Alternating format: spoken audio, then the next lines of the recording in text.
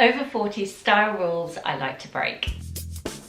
Hi everyone, welcome back to my channel, and if you're new here, hello, I'm Jess.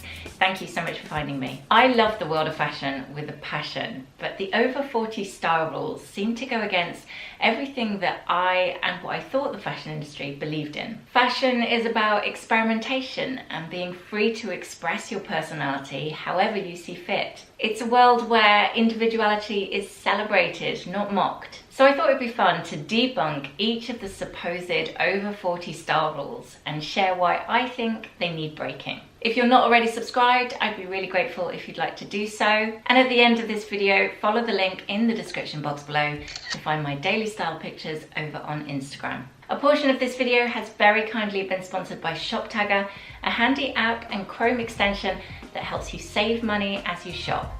But I shall tell you all about that a little bit later in this video. But first, don't try to look trendy. I'm going to try and look at these points objectively, but when I hear that, the first thing that springs to mind is that you shouldn't try too hard to look anything. It should just be natural. And that in itself comes over time as your confidence grows. But if you follow the trends like I do and you like to incorporate them into your outfit ideas, why on earth would you not want to do that once you reach 40? Was it okay at 39, but wake up on your 40th birthday and, it's like, hang on, put that trend back on the rail? I wouldn't ever try to look trendy, but I am interested in the trends.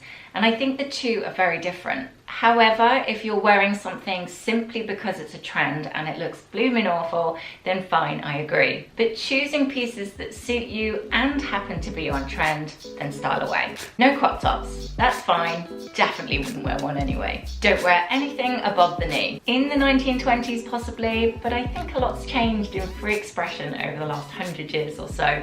So I think you're alright choosing which length of dress or skirt you want to go for. In fairness to this quote, I personally prefer wearing midi dresses.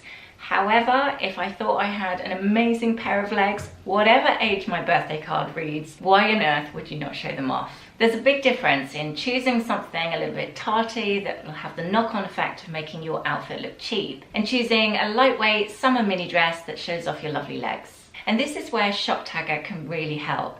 It's the app or Chrome extension that's like having your very own fashion assistant. Take this beautiful white mini dress I just found, for example. With one click, I can save that into my ShopTagger account under my file mini dresses. I've told ShopTagger what size I'm looking for and to notify me either by email or the app when there's a price drop. As you can see, I've already saved a couple of different dresses that I love, and I've set various notifications on these ones as well, so either when they come back in stock in my size or if they go on sale. I thought this dress was absolutely gorgeous, and while I was browsing, it told me that they offer a 2% cashback if I decide to buy it. And this lovely one is out of stock in my size, so I've selected to be notified once it comes back in. I find it really helpful to have my wish list as a virtual mood board like this. I can keep an eye on the prices all in one place, and it does seem to encourage me to not make those snap decisions, which is always a bonus. ShopTagger also scans the web for coupon codes or discount codes that might have launched. And this is where I spotted a lovely new midi dress at Boden actually. So I added that to basket when I saw the notification at the side of my screen. This is a special feature when you're on your computer with Chrome, so I always tend to double check that. And don't forget, you can also earn cash back every time you shop. My Teresa, for example, are currently offering 5% cash back. So at the end of this video, don't forget to follow the link in the description box below and download ShopTagger either for your computer or as an app on your phone. It's definitely saving me money while organising me at the same time. So like I mentioned, showing off a great pair of legs should never be frowned upon.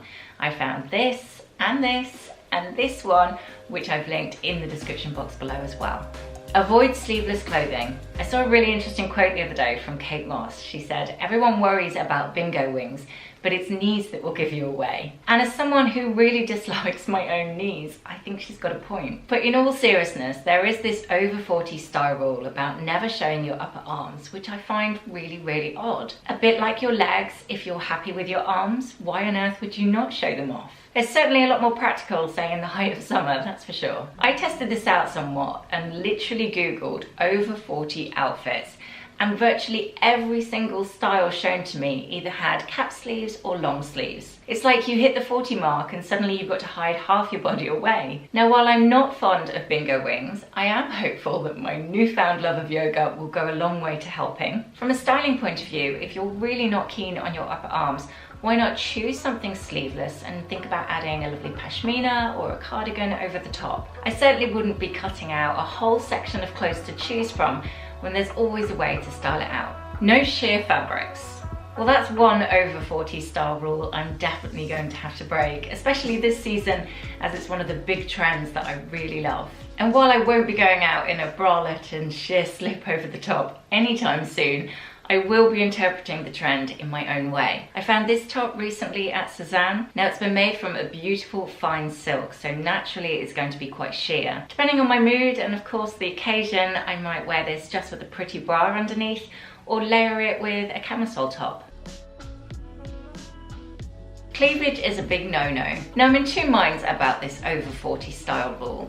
Partly because, aside from pregnancy, I don't think I've ever had a cleavage to show off in the first place. And two, I don't think I felt particularly comfortable when I did have one. But if I think back to my late teens, early 20s, what I thought was sexy then has definitely evolved over time. Being well dressed is like a lifelong learning curve. There's definitely a few things I wore in my 20s that I wouldn't touch with a barge pole now. But nowadays, I think a beautiful open back on a dress, for example, is far sexier than a whole lot of cleavage could ever be. It's about a hint of skin. The unsaid is the sexy part. If it's all on show, there's not much left to imagine. That being said, there is always a flip side. You might love your cleavage and you like to show it off and it makes you feel at your best.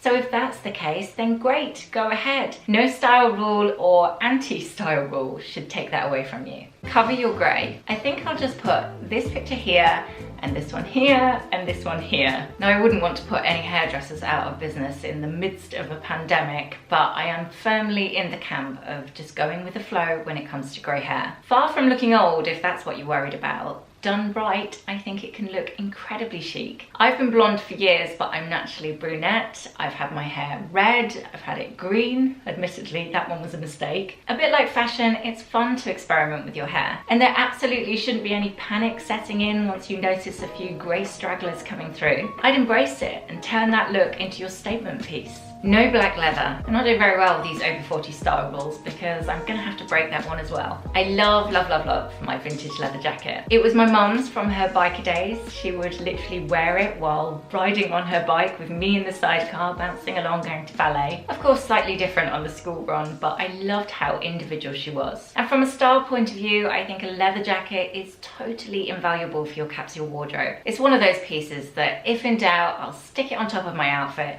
and it instantly makes it feel more fresh and up to date. It's the same with leather trousers really, which have been having a moment recently. Not for everyone I know, but I've personally developed a newfound love for them that's certainly not going to stop because I'm over 40. No bikinis.